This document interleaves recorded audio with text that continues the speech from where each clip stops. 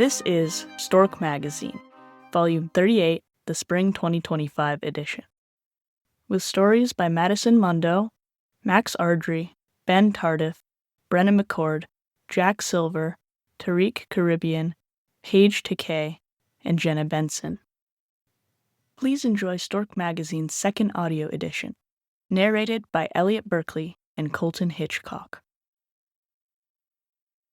King Tide, written by Madison Mondeaux and narrated by Colten Hitchcock. You pick the day of the king tide. Out the window, the water is the highest it will be this year, but it's starting to turn. In the distance, two bald-headed rocks begin peeking over faraway shoals. I would have picked a day too. You're signing paperwork with one hand and holding mine with the other. I want to prepare you, the nurse says. It might take a while. The rocks and the sea caves that riddle them emerge once a year when the king tide recedes. Years ago, we ignored Dad's warnings not to go exploring, believing, like kids do, that death only happened to other people. We picked our way down the steep coastline and across a wide delta of sea foam. You dawdled, like you always did, crouching low to draw patterns in the wet sand, the swirl of a wave, the jagged silhouette of the rocks. You wouldn't go into the cave at first. You were always such a wimp. I gave you the lantern and pulled you behind me. That's what big brothers are for, going first to prove it's not so scary. The cave seethed with life. We shut our eyes and listened to muscles clicking open and shut, the hiss of starfish sliding over barnacles, the occasional splash of a fish testing the bounds of its tide pool. We scrambled over slick rocks, whipped long kelp strands at each other, pestered little crabs until they snipped at us. When you held the lantern aloft, the wet rocks glittered like a miniature sky. You wailed when the lantern illuminated the carcass. A seal, I think. It had been there a long time. Crabs picked the bones. I don't think you'd ever seen anything dead before. Not like that, anyway. You couldn't stop crying. You couldn't stop looking, either. It's okay, I told you, muffling you against my chest. It's just dead. It's not so bad. Even after you stopped having nightmares about it, I secretly still feared I'd traumatized you forever. It wasn't until years later, when you sold your first painting, of delicate bones draped in seaweed, the startling blue of a crab atop the skull, that I really forgave myself for bringing you to the cave. The truth is, as much as I complained in those days about my kid brother always tagging along, I wouldn't have gone with anybody else.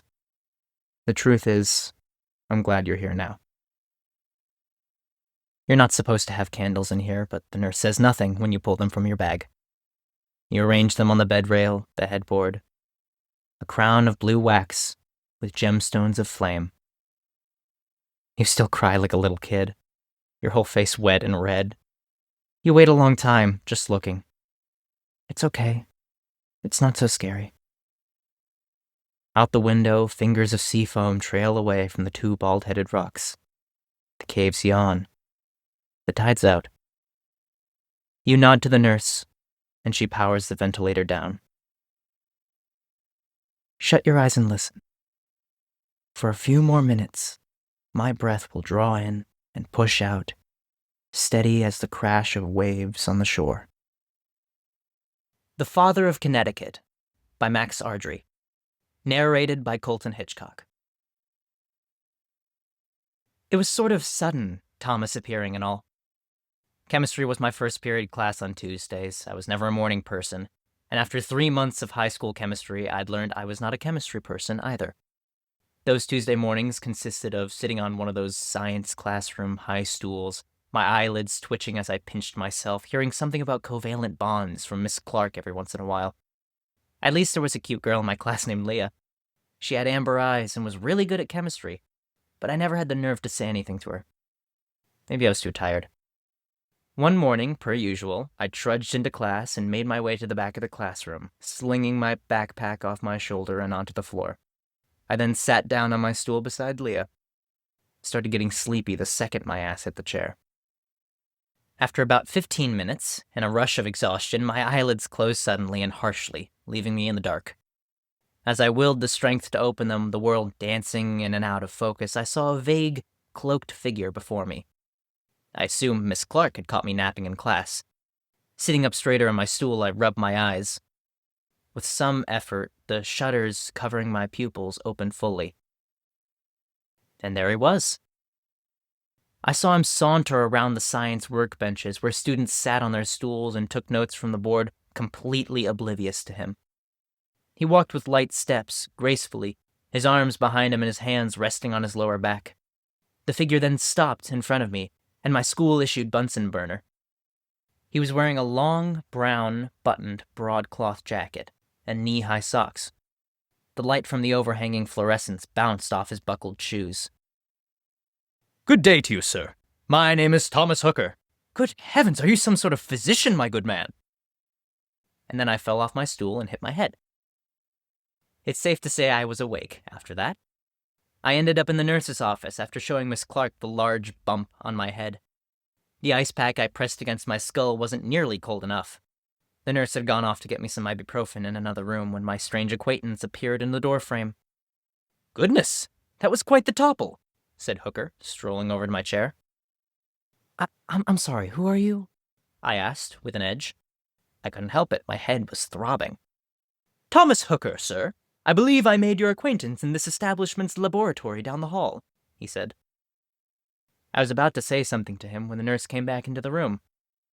I awaited her reaction, expecting her to drop her ibuprofen in shock at the sight of the strange man. Instead, she took no notice of him. As she walked over to me with a polite smile on her face, she appeared to walk straight through Hooker, as if he were vapor. As I see it, neither of them reacted appropriately. I jumped in my chair before she could give me any ibuprofen. I must have looked like I was going to barf. In my defense, I had never seen a person move through another person before. Reacting quickly, the nurse slid a trash bin across the floor to my chair. "I hate spills," she said. I don't live too far away from school. On my walk home, Hooker and I got to talking a little bit. I say a little bit because I quickly discovered he didn't have many answers for me. "So, are you like a ghost? Are you haunting me?" I asked. "I know not," he said. "Have you committed some transgression that warrants haunting?" We didn't seem to be getting anywhere. If I turned out to be a crazy person, I knew I should just keep it to myself. But it was hard. I got used to seeing him all the time. He would pop up everywhere. In my classes, around town, on the bus. He would sit beside me on the bench during football practice, whistling to himself. My friend Sean, our running back, would give me looks during water breaks, asking me where my head was at. After not finding much success online, I did some research at the library for once. Hooker looked over my shoulder as I scanned the stacks. It took me a while, but eventually I found some answers. Apparently, Thomas Hooker had been some kind of English colonial leader. The textbook I read from called him the father of Connecticut. I guess he helped, discover Connecticut. That part kind of confused me. It was all much more interesting to Hooker, who, I was surprised to find out, didn't know anything about it. "This is you," I said while pointing to the page. "Your life story is written about in this book. You don't think it's weird that you have no memory of it?" "It does not seem strange to me," he replied. "It appears I possess no greater knowledge than you." Talking to him was getting frustrating. But I made sure to check the textbook out of the library. It made me look smart in front of my chemistry crush, Leah, who checked the book out for me. That January, my football team made it to the Connecticut State Championships. I thought Hooker would at least sit among the roaring crowd in the bleachers, but no. He casually strolled across the field during the game, running after me and making small talk as I tried to make catches. I wasn't able to catch a short pass on the third down because I thought I was going to run into him. Coach Matthews shot me a pissy look from the sideline after it appeared as if I had juked around empty space. He would stand next to me on the line of scrimmage before a play, talking in my ear. "I say, those Darien ruffians do seem to be deriving an inordinate amount of pleasure from such exertion," he said on the fourth down. It became clear to me that I had to learn how to ignore him. My patience broke when he walked in on me having sex. It happened after I finally asked Leah out. We were over at my house late at night. We were watching a movie in my basement, and we reached the point where we weren't paying attention to the movie anymore. Leah and I were both getting into a groove when Hooker just walked in, textbook in hand. "It doth appear, good chap, that mine earliest years were spent in England, despite traveling to the Massachusetts Bay Colony aboard the Griffin." "Hooker! Fuck off!" I yelled. He looked confused, as if he couldn't see his interruption as highly invasive, or as if seeing me completely naked wasn't weird at all. I suddenly hated him. How could he be so stupid? "I don't care what the hell you are, but I've had enough," I said. "I want you out of my mind, now!" By then, Leah looked pretty scared. I was ostensibly yelling into thin air, so there was reason behind her panic. Also, she might have thought I was calling her a hooker. She quickly grabbed her clothes and ran up the basement steps. I heard my back door close, but I didn't care. I held my ground, clenched my fist, and glared at him, the voice in my head that never let up. It didn't matter to me where he came from, I just wanted him gone. Back to the 17th century, back to hell, it didn't matter. In the dark room, the glow of the television screen illuminated his face. I could see him looking at me, but what made me madder was that a smile crept onto his face. Not a grin or a smirk, but a soft smile. I wanted to burn a hole through his head with my stare. I refused to humor his happiness, the impossibility he represented by standing in front of me. I wanted to rid him from my psyche and erase him from my spirit. It wasn't fair. In that moment of indignation, I shut my eyes, straining my face doing so. I plunged myself into darkness, knowing that I could send him back. I didn't care what I had to put him through to push him away, as long as I could burn his paper trail in my mind. I knew I could make him cease to exist. He belonged to me, and in the end, only I could kill him. When I began to smell smoke, and my eyelids became damp, I opened my eyes. The television was off, so it was completely dark. I was all alone. Shiplog. Written by Ben Tardiff. Read by Elliot Berkley. Transmission received by the CHS Abulio from the trade ship MSS Bowyer. Space-time abnormalities around the point of transmission suggest that the ship used its Alcube drive, a device capable of molding space-time in order to artificially generate speed to warp away. A digital copy of the transcript has been declassified by the Ceres hegemony in the wake of the Ceres information wars. The transcript is as follows. Name: Captain M. Doe. MSS Bowyer transmissioning. AI haywire, assistance please. It took over the black box. Don't know how. Won't record anything. Eats our sound. I'm reading from a paper. Every word cultivated. Can't give it more sound. I need to explain this. Started during a routine tech checkup. Rye noticed a discrepancy.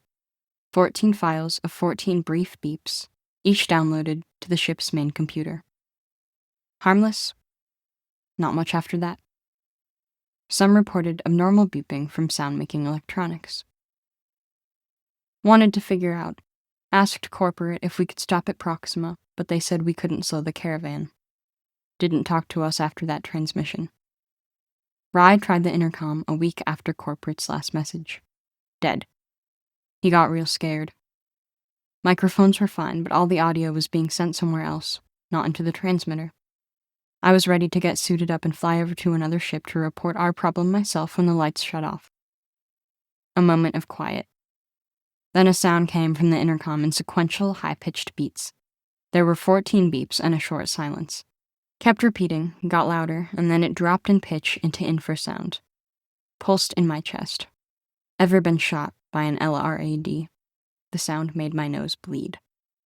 The corridors were rattling like maracas. Thuds as bodies hit the floor. I passed out. Woke up later. There was blood pooling by me.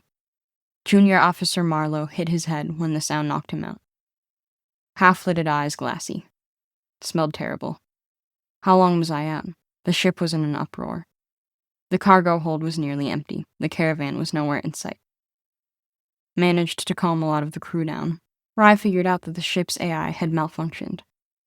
Something seemed to have ticked it off. It wasn't listening to us. It was taking us off course. to some unlogged system in Centauri. After that malfunction, or maybe because of it, the power core stopped working. However, strangely, the AI had begun to use the ship's black box for energy, absorbed the sound that we made and used it as power, converted the physical energy of the sound waves into electrical energy. Rai couldn't tell me when this malfunction originally happened. The black box link was a recent addition, but the AI could have been doing its own thing for weeks at this point. With it trying to drag us into a potentially dangerous system, we had no choice but to try and shut it down. It kept blasting those 14 beeps whenever we got quiet. Tried to agitate us. Sent an engineering squad into the maintenance passageways of the ship. Tried to get where the AI core actually was. When they approached it and tried to deactivate it, the thing went crazy.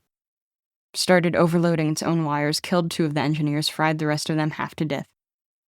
Those who came back were sputtering and swearing. I told them to be quiet. I decided we weren't going to play the thing's games. Failsafes would have it powered down before the ship's life support. So it was simple. It needed us to make noise to survive, but if we were quiet for long enough, it would wear itself out and power down. It couldn't kill all of us either. Without anyone to make noise, it would die. Some low ranks said that we should cooperate with the AI. Maybe it would let us live if we gave it the power it wanted. I don't negotiate with terrorists. I informed the crew of the plan. Set up communication through paper flyers. Some grumbled about it. I set up disciplinary measures for the dissenters. The AI got mad. Played so much ear-splitting noise. We spent a few days in those conditions before I figured we needed to do more to beat the thing. The loudest noises the AI made were dangerous. Could make people pass out. Luckily, our gun bays had some high-quality earphones for manning artillery. A lieutenant named Marty and I went around collecting them. The bot caught on. Marty was halfway out of one of the gunner bays when a blast door slammed down on his arm. I heard his bones snap. He started screaming. The AI played its ear-bleeding tone again, 14 dots of sporadic screeching. I had to rip him out of that door. Left most of his forearm behind. Brought him to the med bay. I distributed what earphones we had to myself and some other high ranks. We tried to carpet the hard floors of the ship so our steps would make less noise. We started to run out of supplies, rations. It was tense, hungry. I gave orders and pasted up martial policy flyers over every wall I could find. I felt like the only thing stopping a revolt. Marty started having night terrors. He thrashed and screamed in the night. Noise. I didn't want to do it. After a few nights, I shoved him out of the airlock. Rai figured out how we got separated from the caravan. Some encrypted logs between our ship and corporates. The AI used my voice, damn near perfectly recreated it.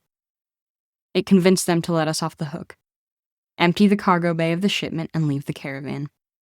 It was convincing. It sounded like me. That's why the power core lost all its power. Corporate must have deactivated it remotely after the AI told them we didn't want to be a part of the caravan anymore. Rai was in a bad state. Thin. I was holding the ship together barely. We had a chance at survival, though lots of dissenters would rather let the AI drag us wherever it wanted to go. Not me. After another week holding all of this together, the AI decided to take me in. I was wandering in a trance, so hungry, so thirsty, through the ship's starboard hull.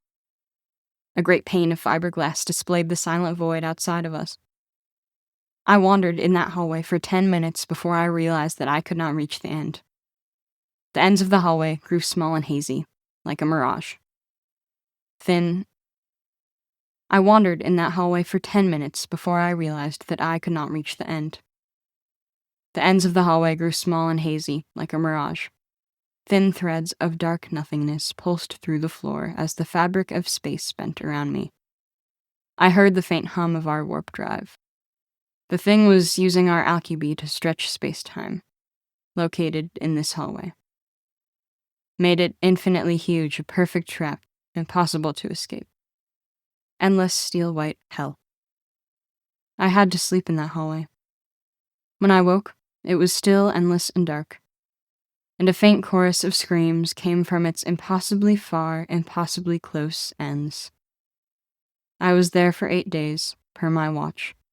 I had a bottle of water on me. I kept hearing screams.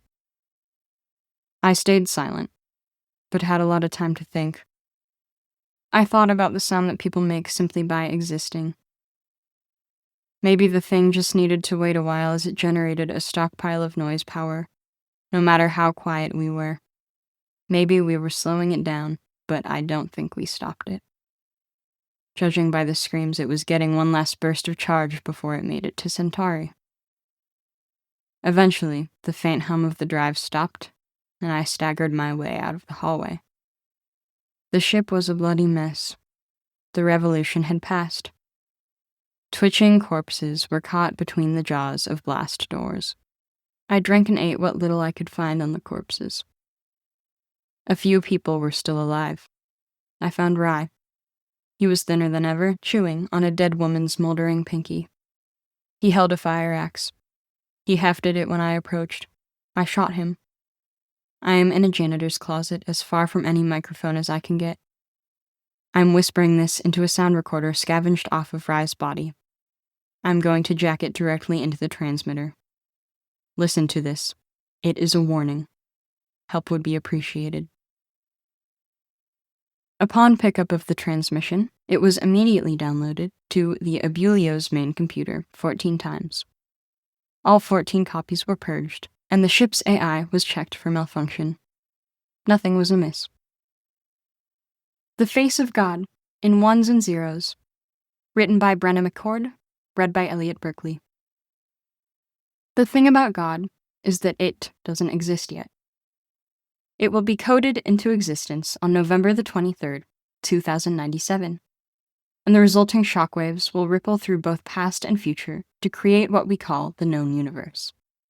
Time, in its never-ending circle, began and ended on an unusually temperate Tuesday morning, just west of Singapore.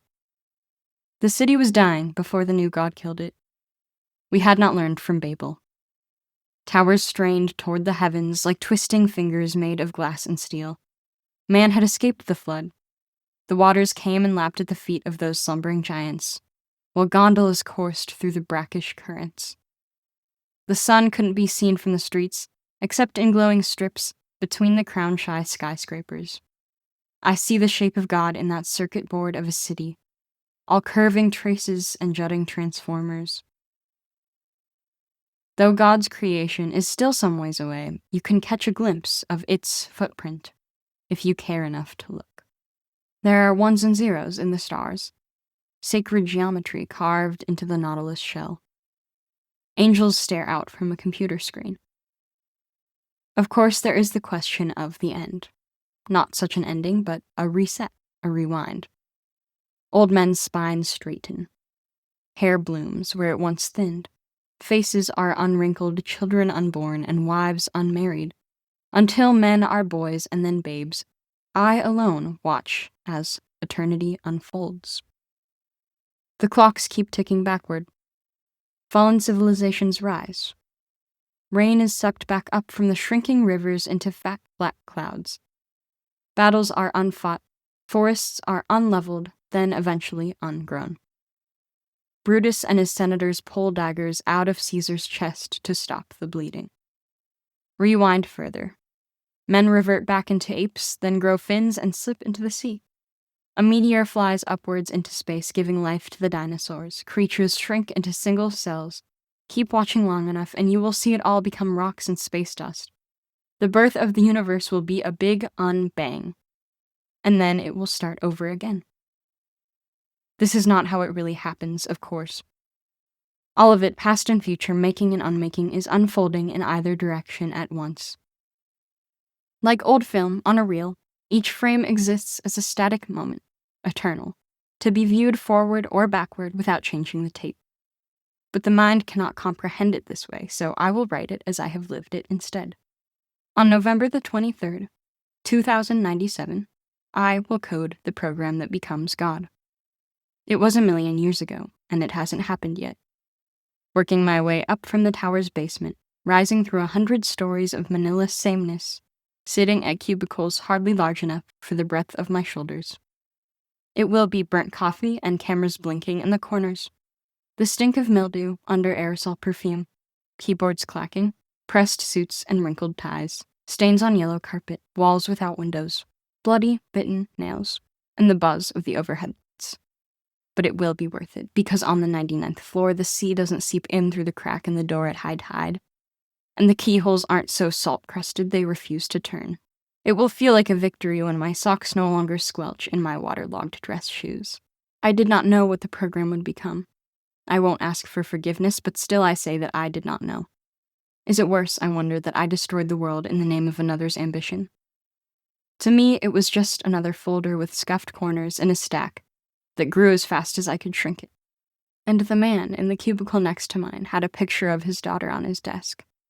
I hope, as time unspools, that she will be smiling forever. That in the short flip book of her life, she is happy more than sad. I hope her father is with her, frozen in place as the million snapshots making up his existence start to pull apart like teeth on an old zipper. I hope he is not like me, that he did not spend his years climbing a tower with no top floor, trying so hard to reach the heavens that he broke the earth. I wish I had learned his name. But oh, God will be beautiful in those split seconds before the end. Beautiful and terrible. Mathematical perfection with nothing behind its eyes upon eyes upon eyes. Reality will snap like a frayed rubber band, and I will be sent hurtling away from that collapsing event horizon where time devours its own tail. I am a single frame snipped off from the end of the film reel. The world is forwards, then backwards, then forwards again. I drift. I wonder which fate is worse, tearing through the fabric of time like wet paper, or being forced to bow to its whims. I watch the rest of the world follow the tracks of lives they have already lived, cars on a cable, feeling the same pain, making the same mistakes. They do not know the ink that writes their destiny has already dried. I wonder about those days I spent climbing the tower, stretching into eternity. An infinite loop, 100,000 lifetimes spent squeezed into a box that is 6 by 6. I watch the cuckoo clock, listening for the chime. There is no friendly darkness awaiting on the other side of death's door. No Christian heaven or hell. There is only this, the yawning black expanse of time and the face of God in ones and zeros. Gutter Dog by Jack Silver. Narrated by Colten Hitchcock. Dream of the gutter dog, lying half dead in the alley. Blood spills out of some fresh wound, and the dog whimpers through the silence as it curls into a corner of filth. Mom says not to look, but she's staring right at it. Poor little baby, she says. But the dog is old as sin, fur torn off in clumps and left ear a stub. Mom tugs me forward, but Trevor stops short, so I stop too. She says not to look, but now we're all staring, and the dog can tell. It eyes each of us, but settles on Trevor, and they look like two skinny creatures swallowed in the dark. Trevor's whispering the way he does when he's sinking. He hides himself somewhere and speaks only in breaths. Come on, hon, Mommy says. No one moves. Leave the dog be, she says. He kneels close to it. Tears are streaming down my cheeks, and I don't know who I'm weeping for. It's cold, and it could be December, and Trevor is petting the dog's ragged fur gently. He whispers to the dog, and it listens, deciphers, understands. It whispers something back. More than I can, it knows him, and he it. They dance like that for a moment, motionless, clinging to each other in perfect symmetry. The dog is dying, and Trevor is dying, and I am 4 and unaware yet dying all the same. But there is warmth on a cold, could-be December night, and that is enough. Mom lets go of my hand and, in a single heave, drags Trevor to his feet. She grabs a hold of both our hands and whisks us away from the alley with the gutter dog, and into the blur of the street and the years of our lives. 11:21 p.m. to 11:31 p.m. at the Aces. Written by Tariq Karibian. Read by Elliot Berkley. You are the sound man, The club is sweaty and dank, the way you like it. Full of life. Vibrations in the walls and in the floor. Vibrations ascending through trainers and loafers and heels, up the foot, ascending the femur, around the hips and groin, climbing the sternum, fanning out through the ribs, the fingers, the arms, the skull, and the brain. Bodies rocking to the sounds, your sounds. Flashes, red, yellow, purple, orange. Boxes the size of refrigerators, painted black, with Jamaican flags across the sides. People collide, stumble, grind, and sway. Steppers sound snares, toms, and cymbals dance over the 4 kick drums per measure. Your brother, Buggy Roach, neighbor Nard, toasts about unemployment in Brixton, about Thatcherism, about the recession. The crowd cheers, throwing ringed and bangled arms in the air, reminding you why you've always loved coming to the Aces. Your people come here to get away from all the fighting, though there are those people who fight here, and have fought here many times. But you've never seen it yourself. You've heard stories about the raids, but Prey tonight is blessed. It's your first time playing the club, and you're hoping no one dares defile its sanctity. You look up at the ceiling and double-check that all the cables are where they're supposed to be. You also notice how they are woven together toward the center of the room. Against the strobe, the cables look like a giant spiderweb, a kind of sacred sonic geometry, you think, as you admire its beauty. Track 2, side A, needle drop, knobs, switches, buttons at your fingertips. Heads nod. You rest a spliff between your lips, unlit. It makes you hungry. Pink, green, blue, yellow, orange, and white lightning flashes in the smoky abyss. Faces. Some you think you've seen thousands of times before. Others you're not as sure. Their silhouettes veiled in the distant shadow and strobe. The walls inside the Aces are old. Every bass note risks collapsing the building. It would be worth it, you think. Memorable and poetic. Not that you want to die or think that anyone here deserves it. You think everyone here should live forever. Track 2, side B. The air has thickened like tropical steam. Red and blue lights punch through the darkness from outside. The door is breached, muting the strobe's radiance. Boots stomp in, badges glint on buttoned-up chests. You spit out the unlit spliff and kick it away. Batons cracking against the backs of young men defy the rhythm of your music. Brutality has its own tempo. You remain steadfast behind your sound system. A policeman is shouting at you to turn the music off, but you ignore him. He thrusts his baton in your face, demanding silence again as he waves the thing over your spinning record, threatening its life. He tries to climb onto the stage, but Buggy stands between you and him, arms outstretched like Christ on the cross. A skirmish ensues between you, Buggy, and the officer. You see the man's face up close. The strobe light continues its dance unbothered, and in the glow is a familiar countenance. The face of every white man you've caught staring at you on the tube, in the market on Sundays, or under umbrellas on rainy mornings. Buggy unhands the baton from the officer's sweaty grip, using strength you never knew he had. He tosses it aside, and you watch as it helicopters along the dance floor before crashing into the wall. Everything is happening in a blur, and next thing you know, you're pinned to the sticky ground with handcuffs choking your wrists. The record stops, as one of the cops pulls the vinyl from the platter. Scratching the needle along its face, 2 officers sit you up against the wall, lining you up with the rest of the people who couldn't escape. Next to you, Buggy is slumped with a bloody mouth and a torn sweater. People are futilely shouting for answers. You rest your head against the wall, feeling defeated. Then you look up. You see that your audio cables are still on the ceiling, connected to their jacks in every box around the room. You're studying them more intensely, and perhaps it's because of the throbbing pain behind your eyes, but not even you, the sound man, know exactly where each cable is going. It's impossible to follow their lengths from beginning to end, and no one notices them but you.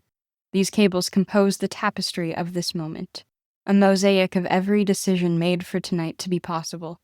You think about how, minutes earlier, the cables looked like a web spun over the crowd. Were you the spider or the fly? The strobe has been killed. Policemen ripped its cord from the wall as they dragged you out of the club and into their car. You wonder which record you would have played next. Maybe your dub of Oswald's didn't know at the time. As you're driven away, you think about your sound system, unmanned in the darkness. You think about the cables, too, and you realize the cables aren't a web, but a net, though not one used for hunting. The cables are a net, forever out of man's reach. They are ready to catch the crowd when the world turns upside down, and keep us dancing on the ceiling. The Port Authority Bus on Sinkhole Safety by Paige Tokay. Narrated by Colten Hitchcock. On a Monday in October in 2019, a sinkhole opened up in the middle of downtown and swallowed half a bus. This is not news. We both think it's kind of funny, laugh about it over the phone from time to time. No one was hurt, from what I understand, just extremely late to work that day. But what's work next to the inside of Earth, 20 feet deep? Construction started up right away. 20 to 100 men in neon vests, standing around a big hole and hoping to fill it. Cement, dirt, rock, right away. The city director of public safety closed 10th Street for a week. On a television segment that morning, he warned football fans of a potential lack of parking for the game that night. As far as I can find, no one interviewed the bus driver. He was probably driving again the next day. This is not strange. These things happen. We both love the city in our own way, which is a bit ironic, seeing as neither of us plan to live here in about 2 years. I alone am already gone, a 10-hour bus ride away. I have flown out and above, chasing all those dreams and pretty things I don't think I can find where we come from. Life, somewhere with legroom. A bird out of the cage. You're more sentimental about the whole thing of leaving. You like saying you'll move back after you start and finish medical school. It's a good place to raise a family, you say. I want my kids to know these highways, tunnels, and bridges, you say. You're naturally maternal. You are a good sister, and will be a good mother. I'm not so worried about it. Traffic is bad, but they really are just highways, tunnels, and bridges after all. I'm not saying I don't love them, but I'm not so worried. We have an unspoken understanding that the city is changing, phasing out, on a road to ruin, whichever term is preferred, it does not matter. No one wants to admit it. There are things we do not talk about. Mostly the joblessness. It moves between us through telephone lines, silent conversations that only exist in backward, hushed distortion. Did you know Uncle So-and-so's mill is about to close down? Money is going to be tight for a while.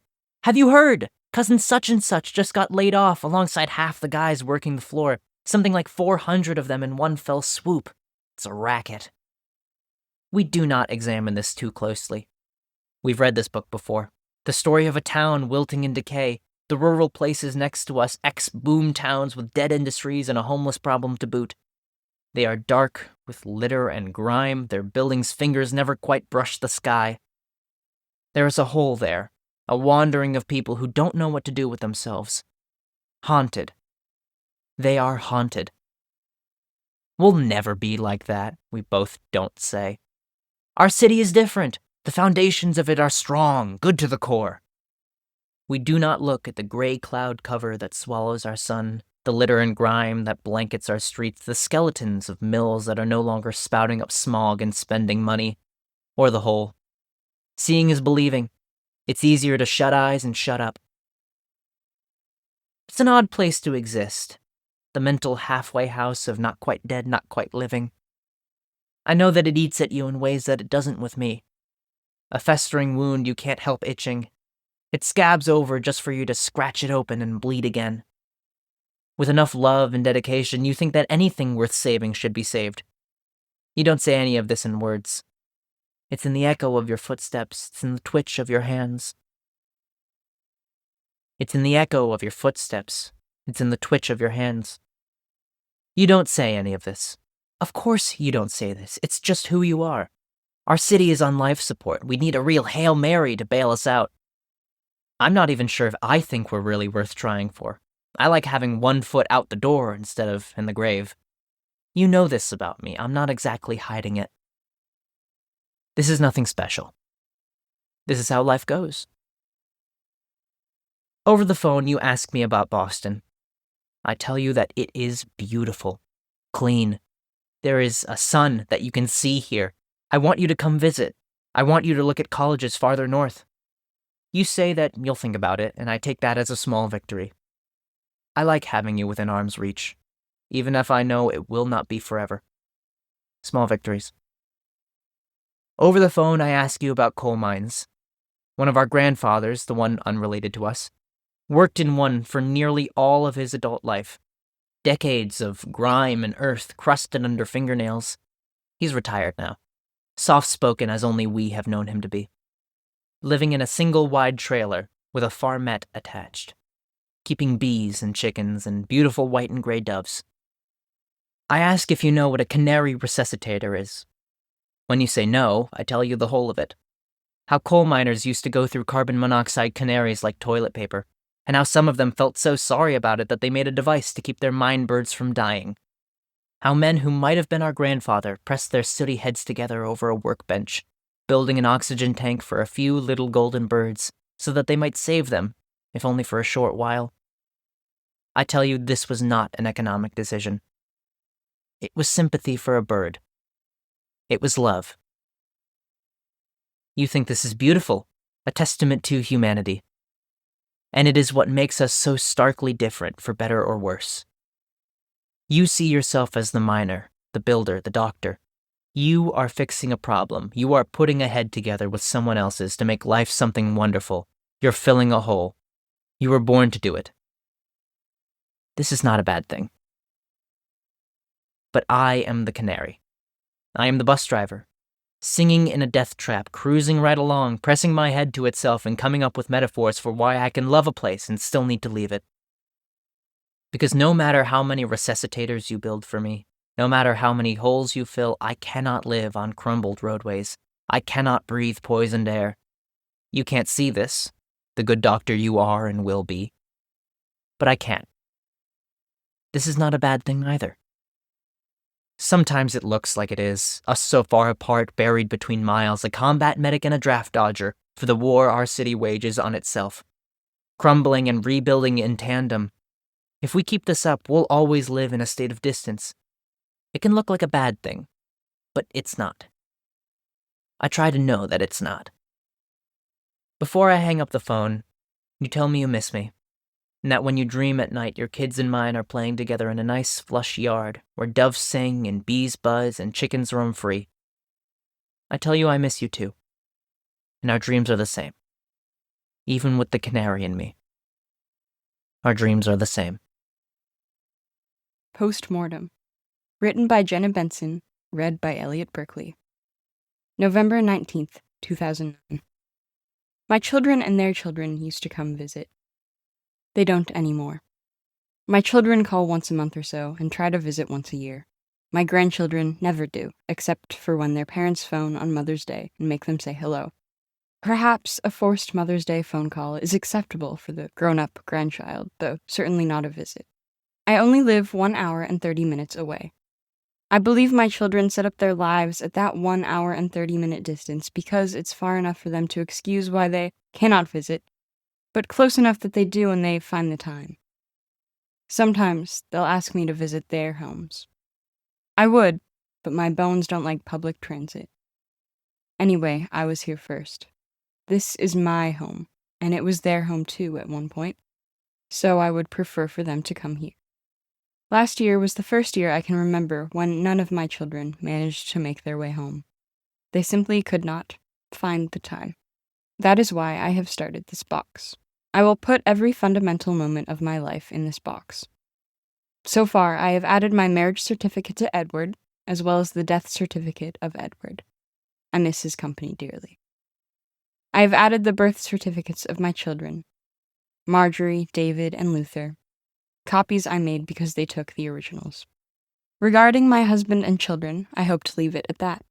I know how people see me, what they will write on my gravestone. Loving wife and mother. I am both those things, but there is more to my story. No one ever asks to hear it, so I've never had the chance to share what I will hear. There are some poems I wrote from that time when I believed myself to be a poet. This was sometime between the births of David and Luther, that period when I became very sad. Marjorie experienced something similar after her firstborn and called it postpartum depression, so I suppose that is what it was, though no one called it that at the time. The poems aren't very good, but they meant something. If I had not written those dark thoughts down, I do believe I could have drowned in them. I've included the pressed remains of a rose from that time I took a road trip. I left Edward behind with the kids. Marjorie was 3, David nearly 2, and gave no clear timeline as to when I would return. Edward was a patient man. I was at a motel off the side of a highway in Texas and befriended a motorcyclist. He kept offering me rides on his Harley-Davidson, which I politely refused, and finally gave me a flower instead because he insisted that a girl as pretty as you deserves a gift. He asked me to spend the night in his room a few times, but I declined. It was, however, nice to be wanted by a man who did not see me as the mother of his children. I took the rose he offered and promptly flew back home. Edward and I conceived Luther not long after. There is the one-way Greyhound ticket I bought, which would have taken me from Port Authority to Union Station in Los Angeles, 7:30 a.m., March 14th, 1957.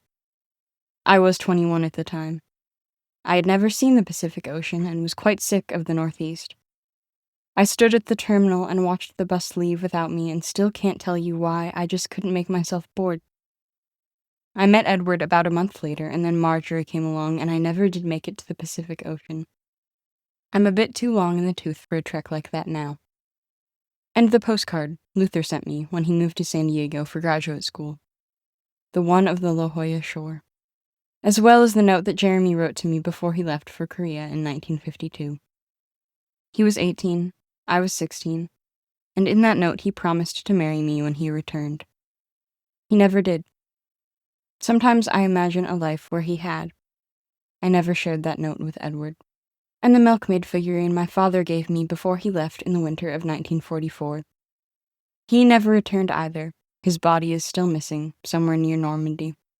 My mother remarried to a man named Peter, who had also stormed Normandy, but survived. I wish my father had instead. I think I married Edward because he could never go to war. He had terrible asthma and was exempt from the draft, Korea and Vietnam. At 21, I thought, because of this, he would never die on me. The only men in my life that I had lost before were soldiers. There's the copy I bought of The Outsiders by S.E. Hinton, because I was curious what they made my children read in school. You can still find my tear stains on page 148. I couldn't stop thinking about Johnny's mother.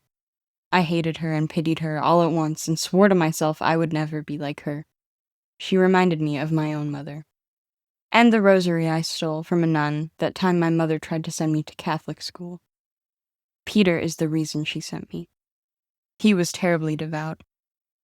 I would keep the beads and cross on my bedside table, which Peter, when he visited at night, viewed as a sign that I had taken kindly to the new faith forced upon me. To me, it was a fuck you of sorts. The Café Wa receipt. This was one of the first places I stopped during that road trip I took.